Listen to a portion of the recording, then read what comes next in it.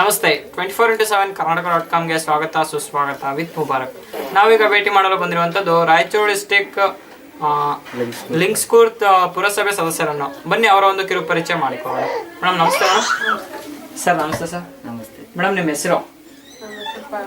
ಪಾರ್ವತಿ ಅಂತ. ಸರ್ ನಿಮ್ಮ ಹೆಸರು? ಜೀವನ್ ಕುಮಾರ್. ನೀವು ಯಾವ ಒಂದು ಪುರಸಭೆಯಿಂದ ಆಯ್ಕೆ ಆಗಿದ್ರ ಮೇಡಮ್? ಲಿಂಗ್ಸೂರು ಪುರಸಭೆಯಿಂದ ಆಯ್ಕೆ ಆಗಿದ್ರ. ಸರ್ ಮೇಡಮ್ ಅವರು ಎಷ್ಟನೇ ವಾರ್ಡಿಂದ ಗೆದ್ದಿದ್ದಾರೆ ಸರ್? ಎರಡನೇ ವಾರ್ಡಿಂದ ಗೆದ್ದಿದ್ದಾರೆ. ಸರ್ ಈಗ ಎರಡನೇ ವಾರ್ಡಿಂದ ಗೆದ್ದು ಕಾರ್ಯನಿರ್ವಹಿಸ್ತಾ ಇದ್ದಾರೆ. ಹೇಗೆ ಅನಿಸ್ತದೆ ಸರ್ ರಾಜಕೀಯ ಜೀವನ? ರಾಜಕೀಯ ಜೀವನ ಒಳ್ಳೆ ಜನರಿಗೋಸ್ಕರ ಜನರ ಸೇವೆ ಮಾಡ್ಬೇಕು ಉದ್ದೇಶದಿಂದ ಈ ಫೀಲ್ಡಿಗೆ ಇದ್ದಾರೆ. ಸರಿ ಸರ್. ಸರ್ ಮೇಡಮ್ ಅವ್ರು ಗೆದ್ದಂತ ಸಂದರ್ಭದಲ್ಲಿ ಒಟ್ಟು ಎಷ್ಟು ಮತಗಳು ತಗೊಂಡಿದ್ರು ಸರ್? 437. ಸರ್ ಅದರಲ್ಲಿ ಎಷ್ಟು ಮತಗಳ ಅಂತರದಿಂದ ಗೆದ್ದಿದ್ರು? 67 ಮತಗಳ ಅಂತರದಿಂದ ಗೆದ್ದಿದ್ದಾರೆ. ಸರ್ ಈಗ ನೀವು ಗೆದ್ದಂತ ಸಂದರ್ಭದಲ್ಲಿ ಇಲ್ಲಿ ನಿಮ್ಮ ಒಂದು ವಾರ್ಡಿನಲ್ಲಿ ನಿಮ್ಮ ವಾರ್ಡಿನ ಜನರು ಯಾವ ಒಂದು ಕುಂದುಕೊರತೆ ಬಗ್ಗೆ ಹೆಚ್ಚಿನದಾಗಿ ಬಂದು ಹೇಳ್ಕೊತಾ ಇದ್ರು ನಿಮ್ಮ ಹತ್ರ? ಡ್ರೈನೇಜ್ ನೀರು, ಕುಡಿಯೋ ನೀರು, ಆಮೇಲೆ ದೀಪಗಳದ್ದು ಲೈಟಿಂಗ್ಸ್ ಎಲ್ಲ ಕೊರತೆ ಭಾಳ ಇದೆ. ಅದನ್ನೆಲ್ಲ ಸರಿಯಾಗಿ ನೀವು ನೀಗಿಸುತ್ತ ನೀವು ಒಂದು ಭರವಸೆಯಿಂದ ನಿಮ್ಮನ್ನು ಆರಿಸಿ ಕಳಿಸಿದ್ವಿ. ಅದನ್ನ ಮುಂದುವರ್ಸ್ಕೊಂಡು ಹೋಗ್ರಿ ಅಂತ ಜನರ ಆಶೆ ಹೇಳ್ಕೊತಾ ಇದ್ರು. ಸರ್ ಅವರೆಲ್ಲ ಆತರ ಬಂದು ಸಮಸ್ಯೆಗಳನ್ನ ಹೇಳ್ಕೊಂಡಾಗ ನೀವು ಅವ್ರಿಗೆ ಯಾವ ತರ ಒಂದು ಸ್ಪಂದಿಸ್ತಾ ಬಂದಿದ್ದೀರಾ ಸರ್? ನೀವು ಅವ್ರಿಗೆ ಯಾವ ತರ ಹೇಳಿದ ಅವ್ರಿಗೆ ತಕ್ಷಣವಾಗಿ ಕೆಲಸ ಮಾಡಿ ಕೊಡ್ತಕ್ಕಂಥದ್ದು ನಮ್ದು. ಹಾ ಸರ್. ಸರ್ ನೀವು ಗೆದ್ದ ನಂತರ ಇದುವರೆಗೂ ನಿಮ್ಮ ಒಂದು ವಾರ್ಡಿಗೆ ಯಾವ ತರ ಒಂದು ಅಭಿವೃದ್ಧಿಗೊಳಿಸ್ತಾ ಬಂದಿದ್ದೀರಾ? ಇನ್ನು ಈ ಪ್ರಾರಂಭದ ಹಂತದಲ್ಲಿ ಇನ್ನು ಮುಂದೆ ಬರ್ತಕ್ಕಂಥ ದಿನಮಾನಗಳಲ್ಲಿ ಏನ್ ಸರ್ಕಾರದ ಸೌಲಭ್ಯಗಳು ಬರ್ತಾವ ಅದನ್ನೆಲ್ಲ ಜನರಿಗೆ ಮುಟ್ಸ್ತಕ್ಕಂಥ ಕೆಲಸ ಮಾಡಿ. ಅಂದ್ರೆ ಮುಂದೆ ಇನ್ನು 4 ವರ್ಷ ಅಧಿಕಾರಾವಧಿ ಇದೆ ಮೇಡಮ್ ಅವರು. ಆ ಅಧಿಕಾರಾವಧಿಯಲ್ಲಿ ನಿಮ್ಮ ವಾರ್ಡ್ನ ಯಾವ ತರ ಒಂದು ಅಭಿವೃದ್ಧಿಗೊಳಿಸ್ಬೇಕು ಅಂತ ಆಸೆ ಇಟ್ಕೊಂಡಿದ್ದೀರಾ ಸರ್? ಬೇರೆ ಪಕ್ಕದ ವಾರ್ಡ್ಗಿನ ನಮ್ಮ ವಾರ್ಡ್ ಚೆನ್ನಾಗಿ ಕೆಲಸ ಆಗಿದೆ ಅಂತ ಜನರು ಭಾವಿಸ್ಬೇಕು. ಆ ತರ ಕೆಲಸ ಮಾಡಿ ತೋರಿಸ್ಬೇಕಂತದ್ದು ನಮ್ಮದೇ. ಸರ್ ನಿಮ್ ಕುಟುಂಬದಿಂದ ಮೇಡಮ್ ಅವರೇ ಮೊದಲ ಇಲ್ಲ ಮೇಡಮ್ಗಿಂತ ಮುಂಚೆ ನಿಮ್ಮ ಹಿರಿಕರು ಯಾರಾದ್ರೂ ರಾಜಕೀಯದಲ್ಲಿದ್ರ? ಇದ್ದಾರೆ. ಯಾರು ಹೆಸರು? ಶಾಂತಲಾ ಬಾಳೆಗೌಡ ಅಂತೇಳಿ ನಮ್ಮ ಅತಿಗೆಯವರು, ನಮ್ಮ ದೊಡ್ಡಪ್ಪನ ಮಗಳು, ನಮ್ಮ ದೊಡ್ಡಪ್ಪನ ಮಗನೇ ಮಿಸ್ಸಸ್.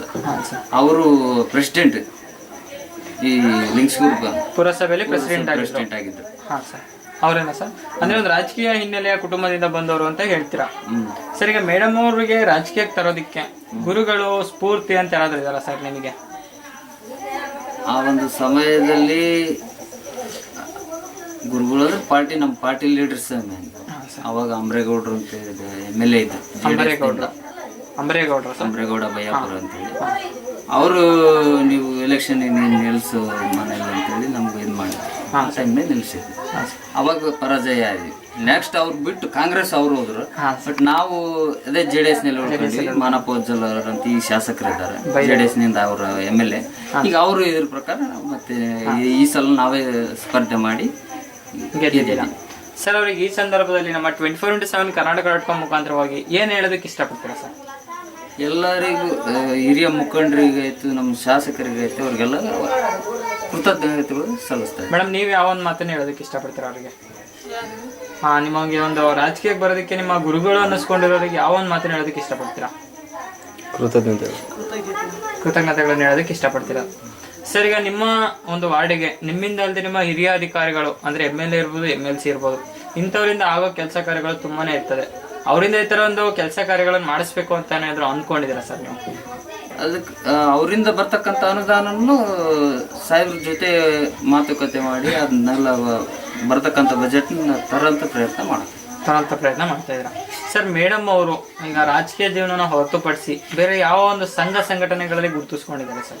ಇಲ್ಲ, ಅಂತ ಸಂಘ ಸಂಸ್ಥೆಯಲ್ಲಿ ಯಾವ್ದ್ರಲ್ಲಿ ಗುರುತಿಸ್ಕೊಂಡಿಲ್ಲ. ರಾಜಕೀಯವಾಗಿ ನಾವೇ ಕರ್ಕೊಂಡು ಈಗ ನಾವು ಅಲ್ಲಿ ಮೀಸಲಾತಿ ಇದ್ದ ಪ್ರಕಾರ ನಾವೇ ಇದು ಮಾಡಿದ್ವಿ.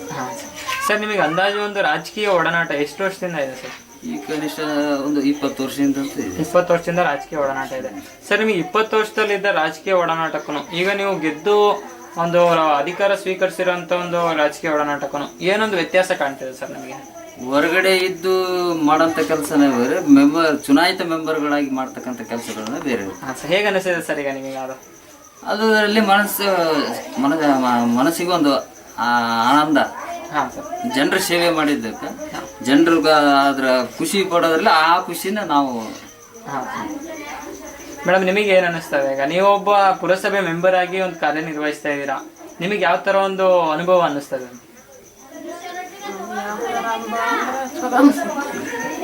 ಖುಷಿ ಆಗ್ತದೆ ಸರ್. ನಿಮ್ಮ ಒಂದು ವಾರ್ಡಲ್ಲಿ ಈ ಸಂದರ್ಭದಲ್ಲಿ ಈ ಒಂದು ಪ್ರೆಸೆಂಟ್ ಟರ್ಮ್ ಅಲ್ಲಿ ಯಾವ ತರ ಒಂದು ಏನಾದ್ರು ಅಭಿವೃದ್ಧಿ ಕೆಲಸ ಕಾರ್ಯಗಳು ನಡೀತಾ ಇದೆಯಾ? ನೆಕ್ಸ್ಟ್ ಇನ್ನೊಂದು 6 or 5 monthsನಲ್ಲಿ ಒಂದು ಕೇಂದ್ರದ ಒಂದು ದೊಡ್ಡ ಮೊತ್ತದ ಬಜೆಟ್ ಲಿಂಗಸೂರು ಪುರಸಭೆಗೆ ಬರ್ತದೆ. ಅದರಲ್ಲಿ 3 ವಾರ್ಡ್ ಇದೆ ನಮ್ಮಲ್ಲಿ. ಆ 3 ವಾರ್ಡಲ್ಲಿ ಹೆಚ್ಚಿನಾದ ಕೆಲಸಗಳು 2ನೇ ವಾರ್ಡ್ನಲ್ಲಿದೆ. ಆ ಎಲ್ಲ ಕೆಲಸಗಳು ಕಂಪ್ಲೀಟ್ ಆಗ್ಬೋದು ಆ ಬಜೆಟ್ ಬಂದು.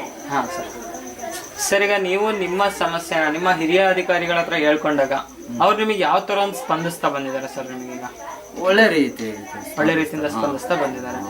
ಸರ್, ಒಟ್ಟು ನಿಮ್ಮ ಪುರಸಭೆಯಿಂದ ಎಷ್ಟು ಜನ ಸದಸ್ಯರಿದ್ದೀರಾ ಸರ್? ನೀವು 23 ಜನ ಇದ್ದಾರೆ. 23 ಜನ ಸದಸ್ಯರಿದ್ದೀರಾ ಸರ್. ನಿಮ್ಮ 23 ಜನ ಸದಸ್ಯರ ಹೊಂದಾಣಿಕೆ ಯಾವ ತರ ಇದೆ? ಎಲ್ಲರೂ ಹೊಂದಾಣಿಕೆಯಿಂದಲೇ ಕೆಲಸ ಮಾಡ್ತಿದ್ದೇವೆ.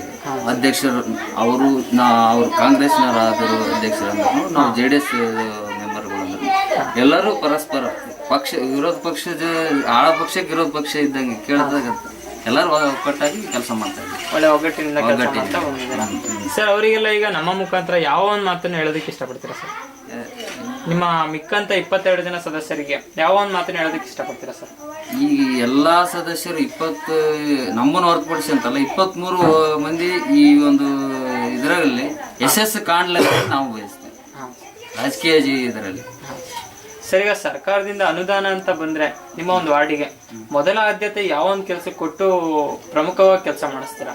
ಈಗ ಯಾವ ಆದ್ಯತೆ ರಸ್ತೆ,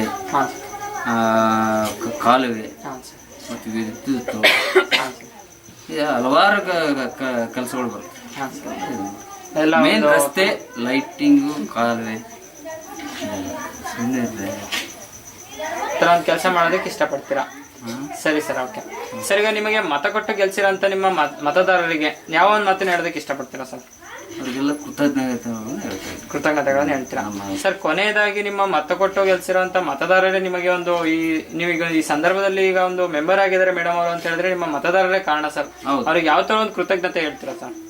ಯಾವ ತರ ಒಂದು ಕೆಲಸ ಮಾಡಿಸಿ, ಈಗ ಯಾವ ತರ ಒಂದು ಅಭಿವೃದ್ಧಿ ಮಾಡಿ ಅವರಿಗೆ ಅವರ ಒಂದು ಋಣ ಅಂದ್ರೆ ಅವ್ರು ಮಾಡಿ ನಮ್ಗೆ ಸಹಾಯ ಮಾಡಿ ಗೆಲ್ಸಿದ್ದಕ್ಕೆ ಅವ್ರ ಋಣ ತೀರ್ಸ್ತಕ್ಕಂಥ ಕೆಲಸ ನಾವು ಮೇಡಮ್. ನೀವೇನ್ ಹೇಳೋದಕ್ಕೆ ಇಷ್ಟಪಡ್ತೀರಾ? ನೀವು ಒಂದು ಚಿರಋಣಿಯಾಗಿ ಅವ್ರಿಗೆ ಒಂದು ಅಭಿವೃದ್ಧಿ ಕೆಲಸ ಕಾರ್ಯಗಳನ್ನು ಮಾಡ್ತೀನಿ ಅಂತ ಹೇಳ್ತೀರಾ? ಸರಿ ಸರ್. ಸರ್, ನೋಡಿದ್ರಲ್ಲ ಸರ್, ಇಷ್ಟೊತ್ತು ಒಬ್ಬ ಮಹಿಳಾ ವ್ಯಕ್ತಿಯಾಗಿ ಇದ್ಕೊಂಡು ಅವರೊಂದು ಕಾರ್ಯನಿರ್ವಹಿಸ್ತಾ ಇದ್ದಾರೆ. ಯಾವ ತರ ಒಂದು ಅಭಿವೃದ್ಧಿಗೊಳಿಸ್ಬೇಕು ಅಂತ ಅವ್ರ ಕನಸುಗಳು ಇಟ್ಕೊಂಡಿದ್ದಾರೆ ಅಂತ, ಅವರೆಲ್ಲ ಕನಸುಗಳು ನನ್ಸಾಗ್ಲಿ ಅಂತ ಹೇಳ್ತಾ ನಮ್ಮ ಮಾತನ್ನು ಮುಗಿಸ್ತಾ ಇದೀವಿ. ಧನ್ಯವಾದಗಳು ಸರ್. ಧನ್ಯವಾದಗಳು ಮೇಡಮ್. ಧನ್ಯವಾದ.